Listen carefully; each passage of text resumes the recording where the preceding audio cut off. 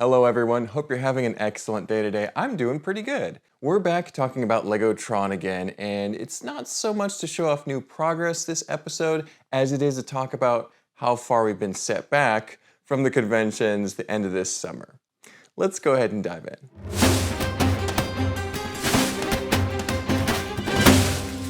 Alrighty.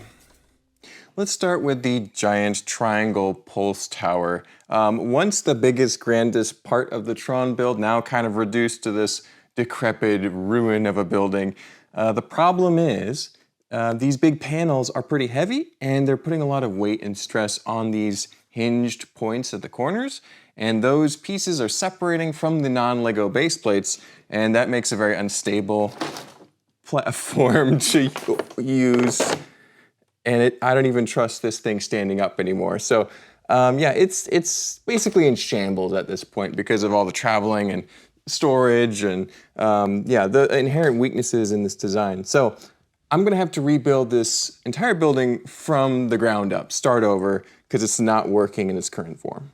With the adaptation of new pieces and techniques, I know I no longer need the big, clear, non-Lego base plates that I've been using in the past. I don't need to rely on those, and I could actually just use regular base plates or even just regular plates on the inside, therefore making it a little bit stronger, and I think I can lighten the inside, make this way thinner and lighter, and I think that this plan that I have in my head, if it works out, should make this building super strong, super light, and very easy to fit inside of itself, almost like a telescopic triangle of sorts.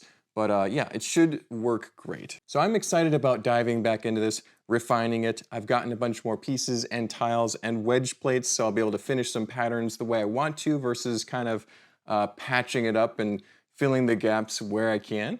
So I think that this building will look even better than before. I'm hoping instead of having two sections of different sizes, there'll be three. So there'll be a big section on the bottom, medium section, and a little section on top, kind of like a actual pyramid of sorts instead of just two chunks. So there's a lot of optimism with this particular building looking forward. In previous videos, I described this building as, I think it'll be fine. Let's take a look at some of the buildings that I thought would be great and see how badly they fared. All right, so if you watched the previous video in this series, you'll notice that there's quite a bit missing off the top of this building here. I think the last video in the Tron series was posted shortly before going to Nashville, so I wasn't able to document the accidents that unfolded on the way down to that convention. But this building, which I described as super strong and very swooshable, got sheared off in stop-and-go traffic in the horribly paved roads of Tennessee. So unfortunately, yeah, a lot of progress was lost there. However, at the convention on Friday, while setting up, I was able to patch up the top and kind of make it look like it wasn't missing half of the building. And it honestly doesn't look too bad. I don't think I need to go back and do too much work to undo and rebuild some of this, basically fix some of the hasty repairs that were made. I think the only thing I'm going to do is extend the top just a tiny bit, have a few more slopes in there. Somehow I couldn't find the slopes that I was looking for when I was trying to repair this the first time. A few little things here and there. Because this building broke when I thought it wouldn't, I'm realizing that it probably should be just a tiny bit shorter anyway. So it's not going to be as tall as it initially was when I first constructed the second iteration of this building. It's going to be reduced a little bit, just a little bit bigger than it is now, but much smaller than I had originally thought. That shouldn't take too long, just a little bit of reworking here and there. Not too upset with this building otherwise, it's still working pretty well. It looks nice in where it is in the city. Not too many other changes to be done. The Truist Plaza building, pretty much no problems here. I think that the only thing I'm going to change about this building is its location in Tron. I want to put it closer to the hopefully newly built triangle building and have it be the companion piece to that one, because I think that this very square, blocky building will have a nice contrast with the angular triangle shape, triangle footprint building. It's going to be nice. Yeah, pretty happy with this building. It survived all the trips. It's very durable. Looking forward to seeing it in its new place soon. The bridge building also pretty much did fine. No problems here.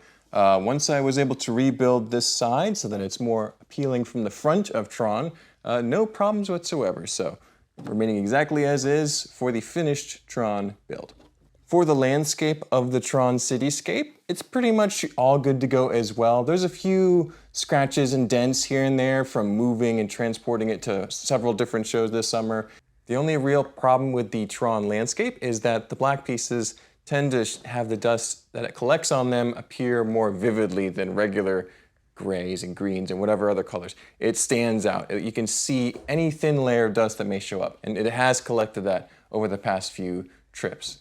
So I think that I'm going to have to bring some cleaning supplies and wipe it down before and after every show so that it appears fresh, clean, and new. The world of TRON, there's no dirt or grime or dust. Maybe a little bit of moisture, but never any organic stuff like that.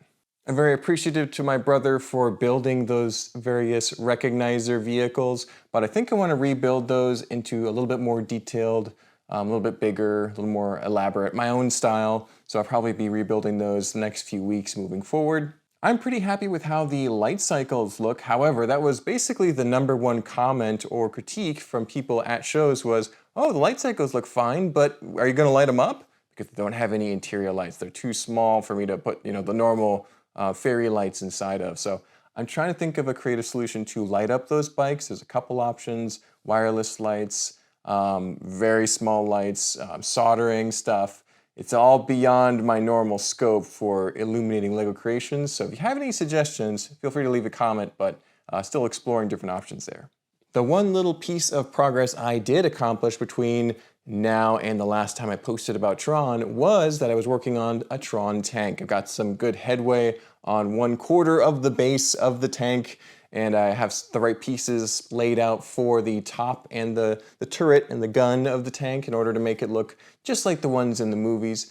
So seeing some good progress there. I think that this will be one of the more detailed vehicles in the scene and should catch a lot of attention. Nice orange color contrast to the rest of the scene.